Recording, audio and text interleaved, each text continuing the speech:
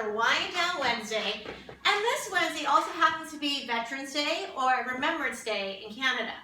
And I wanted to tell you a story about something that changed the way I looked at our veterans and people basically who enlist to be in the Army. And as a little girl growing up in Canada, you know, we got our little red poppies, ergo their red dress today. But I didn't really think much about it other than the fact I had a day off school. And something happened to me a few years ago in a job that I had here.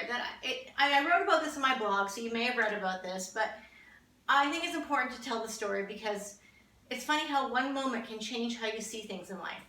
Okay, so I was working for an actress. Her name is Connie Stevens, and I worked for her for 3 years. Connie, if you're watching this, I love you. I hope you're doing well. I want to come visit you. Anyway, we had a lot of fun together, the two of us, but she was heavily involved for years when she was a young woman traveling with the USO and doing Bob Hope tours, and she was really involved, and she believed in our boys in the military, and it was a big part of her life. So one year, she was chosen to be the Grand Marshal of this Veterans Day Parade in Scottsdale, Arizona, Phoenix, Scottsdale. And as her assistant, the package was like, 3 nights or 2 nights, pancake breakfast, the Veterans Parade, and she could bring her assistant, that would have been me, along with her. So I was pretty excited, not because of the pancake breakfast and her being in the parade. I was excited to go to Scottsdale because I checked out the hotel, and let me tell you, it looked amazing. There was a pool, a spa, a gym. I was excited to have a vacation, frankly. Okay, so I'm getting ready for my trip, right? I've got my spray tan done, I've got my mani and pedi, I've got my bikinis picked out, because the first day, we got there the night, and the next day was a whole free day, and the following day was the parade and the pancake breakfast. So I had this whole day planned, and one of my best friends, Gina, happens to live in Scottsdale. So I had an exciting day planned for the two of us.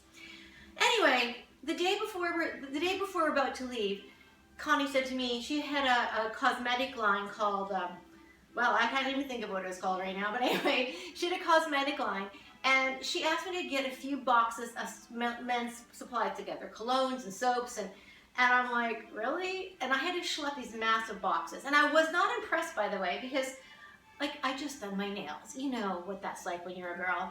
Okay, so we get the hotel, beautiful hotel. I've got these boxes in my room. And she's like, honey, she called me honey. She goes, honey, meet me downstairs in the lobby at 9 a.m. tomorrow. We're going to take the boxes to the veterans home. I'm like, okay. Now, here's where my first, aha moment went. Because this woman, this amazing woman, was never much of an early riser. Let's just leave it at that. So I thought it was a bit odd, but, maybe she had a glamorous rendezvous plan for the rest of the day. I didn't know.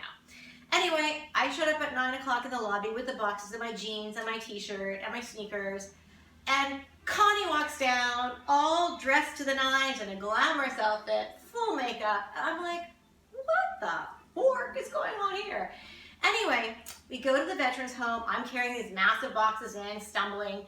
And I'm thinking we're dropping these off, and then she's going to go and have a play date with somebody, right? Because I've got a play date at the pool with my friend Gina. Anyway, to make a long story short, we spent that entire day at the veterans home.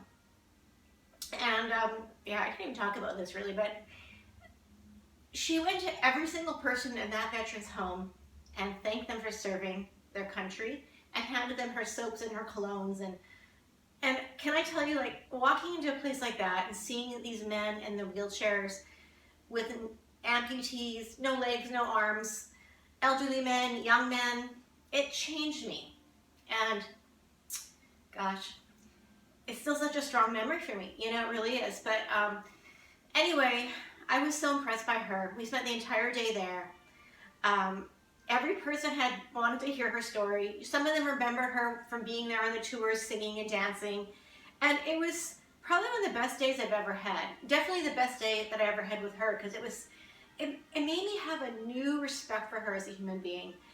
And for the first time in my life, I understood the sacrifices these men had made. And I think it's important today to realize that just because you don't agree with a war or someone being in the military doesn't mean you don't thank that person for doing their job.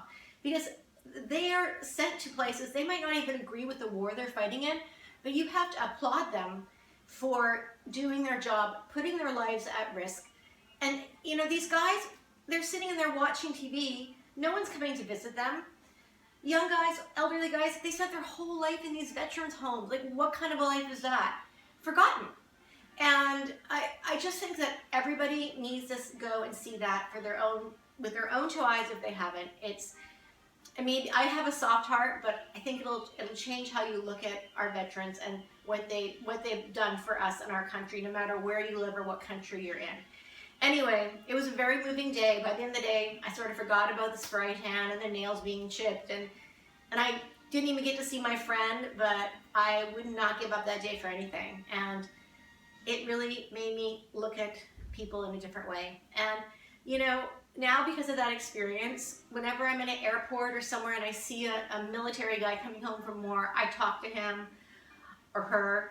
I offer to buy them a drink or a hamburger. I sit there and talk to them because they need to know that they're loved and respected. And so that's a story I did tell you. And Connie, thank you. I can barely get through this without crying because it is such a powerful memory that I have. And you know, we have a lot of homeless people in Los Angeles, and you know, a lot of the times I see these people, you know, in their little encampments, and they're like missing legs or whatever. And I know that they're war veterans and they're homeless and they have health, probably mental issues brought on from PTSD from being in a war, and there they are on the street. So those people I will give money to when I can, and or food or whatever.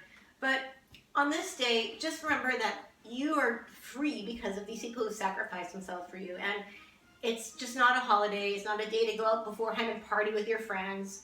I'm having a little wine right now because if I don't, I'm going to cry. But it's a day to give thanks and appreciate and never forget what they've done, because you wouldn't be driving your sports car, wearing your Prada, with your Prada purse and your designer shoes and everything if they hadn't done what they done for you. So on that note, I'm crying.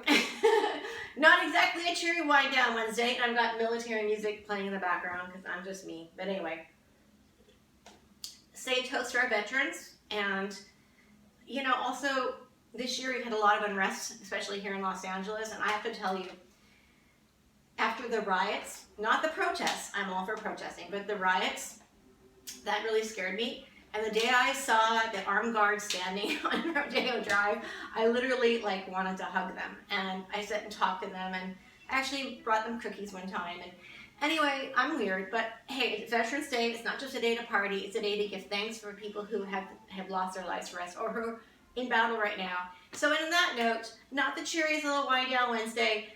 You know what? Sometimes life is tough, and we're going through a tough time right now, but never, lest we forget. Cheers. And I'm crying. Oh well.